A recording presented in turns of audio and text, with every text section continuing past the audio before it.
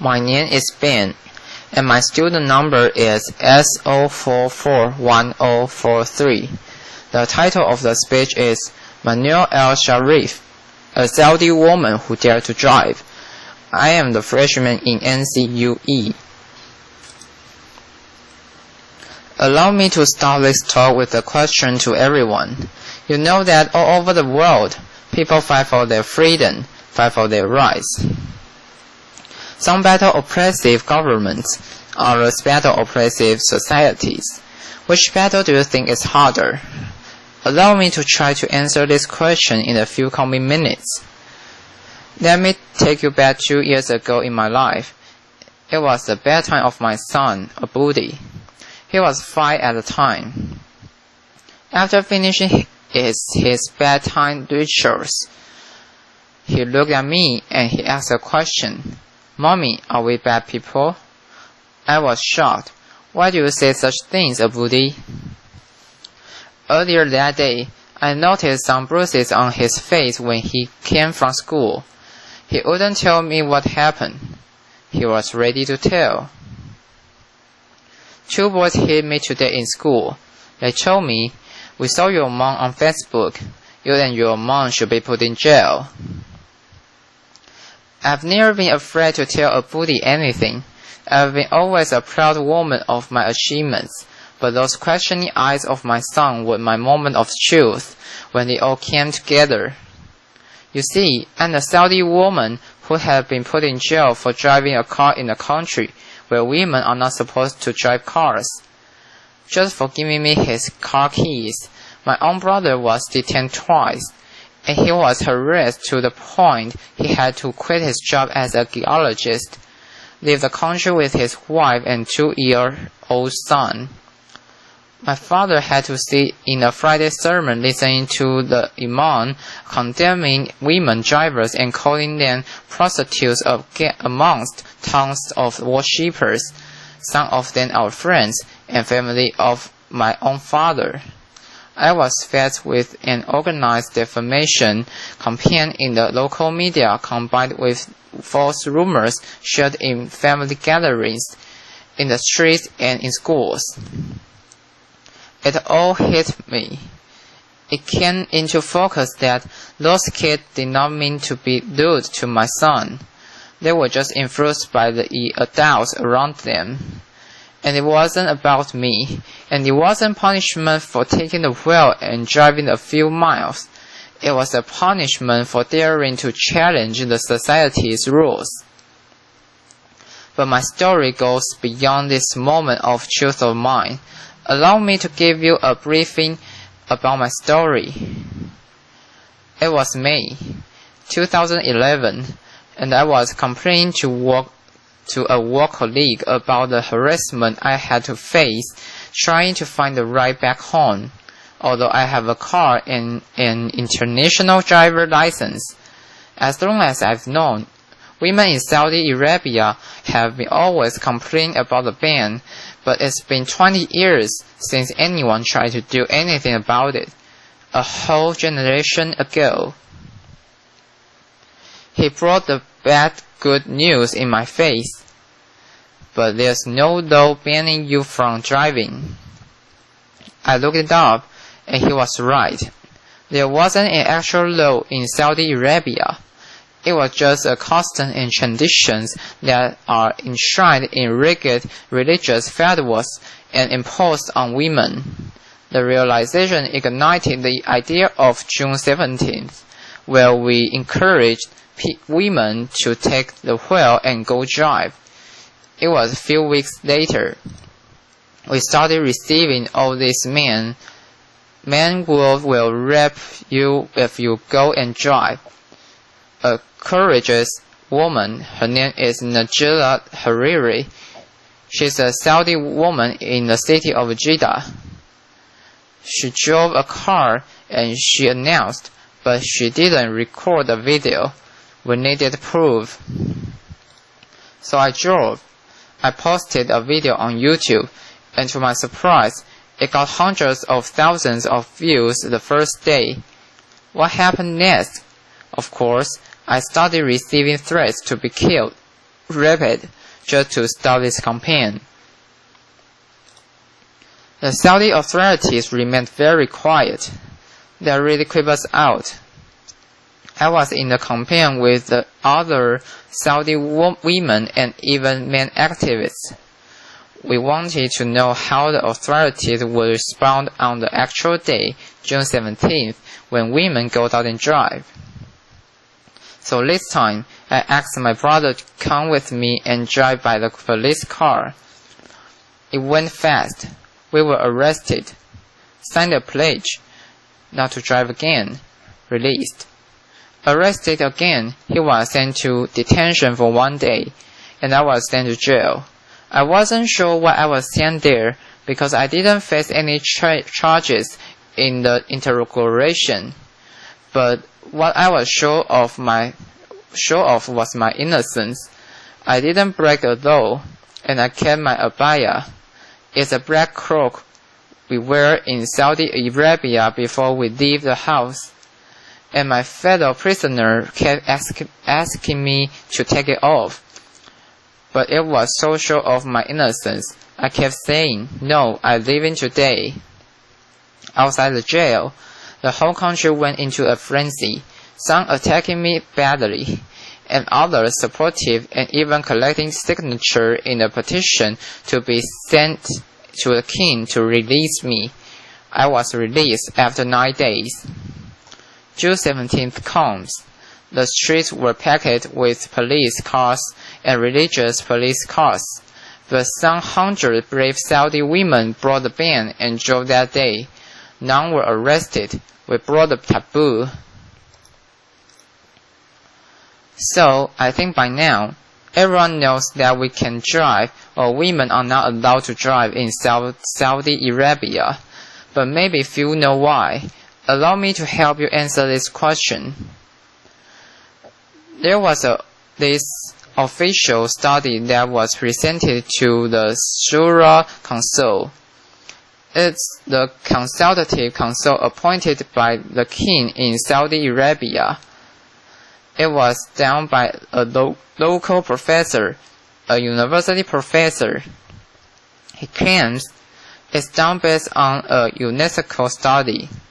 In the study status, the percentage of rape, adultery, illegitimate children, even drug abuse, prostitution in countries where women drive is higher than countries where women don't drive. I know, I was like this. I was shocked. I was like, we are the last country in the world where women don't drive. So if you look at the map of the world, that only leaves 2 countries, Saudi Arabia, and the other society is the rest of the world. We started a hashtag on Twitter marking the study, and it made headlines around the world. And only then we realized it's so empowering to mock your oppressor. It strips it away of its strongest weapon, fear. This system is based on ultra-conservative traditions and customs that deals with women as if they are inferior and they need a guardian to protect them.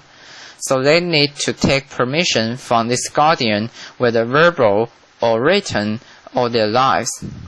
We are minors until the day we die.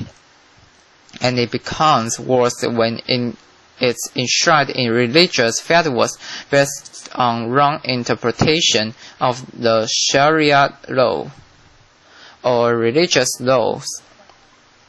What's worse, when they become codified as laws in the system, and when women themselves believe in their inferiority, and they even fight those who try to question these rules. So for me, it wasn't only about these attacks I had to face. It was about living 2 totally different perceptions of my personality, of my person. The view of them back in my home country, and the hero outside. Just to tell you, 2 stories happened in the last 2 years. One of them is When I was in jail, I'm pretty sure when I was in jail, everyone saw titles in the international media, something like this during these 9 days I was in jail. But in my home country, it was a totally different picture. I was more like this. Manal al Sharif faces charges of disturbing public order and inciting women to drive. I know. Manal al Sharif withdraws from the campaign. It's okay. This is my favorite. Manal al Sharif breaks down and confesses, foreign forces incited me. And it goes on, even trial and flogging me in public. So it's a totally different pictures. I was asked last year to give a speech at the Oslo Freedom Forum.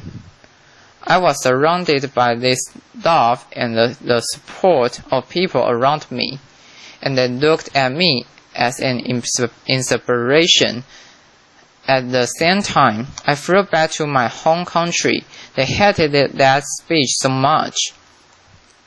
The way they called it, a betrayal to the Saudi country and the Saudi people. And they even started a hashtag called Also Traitor on Twitter. Some 10,000 tweets were written in that hashtag, while the opposite hashtag, Also Hero, there was like a handful of tweets written. They even started a poll. More than 13,000 voters answered this poll, whether they consider me a traitor or not after that speech. 90% say yes, she's a traitor. So it's these two totally different perceptions of my personality. For me, I'm a proud Saudi woman, and I do love my country. And because I love my country, I'm doing this. Because I believe a society will not be free if the women of that society are not free. Thank you. Thank you. Thank you. Thank you. Thank you. Thank you. But you learn lessons from these things that happen to you. I learned to be always there. The first thing, I got out of jail. Of course, after I took a shower, I went online. I opened my Twitter account and my Facebook page. And I've been always very respectful to those people who are opinion to me. I would listen to what they say, and I would never defend myself with words only. I would use actions. When they say I should withdraw from the campaign, I filed the first lawsuit against the General Directorate of Traffic Police for not issuing me a driver license. There are a lot of people also, very big support, like those 3,000 people who signed a petition to release me. We sent a petition to Shura Council in favor of lifting the ban on Saudi women, and there were like 3,500 citizens who believed in that, and they signed that petition. There were people like that. I just show some example who are amazing, who are believing in women's rights in Saudi Arabia and trying, and they also facing a lot of hate because of speaking up and voicing their views. Saudi Arabia today is taking small steps toward enhancing women's rights. The Shura Council that's appointed by the king by royal decree of King Abdullah last year, there were 30 women assigned to that council, like 20% of the council. At the same time, finally, that council, after rejecting our petition 4 times for women driving, they finally accepted it last February. After being sent to jail or sentenced lashing or sent to a trial, the The spokesperson of the traffic police said, "We will only issue traffic violation for women drivers."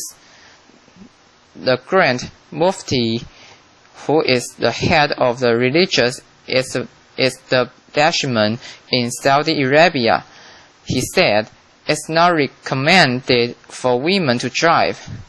It used to be haram, forbidden by the precious Grand Mufti." So for me, it's not about only these small steps. It's about women themselves.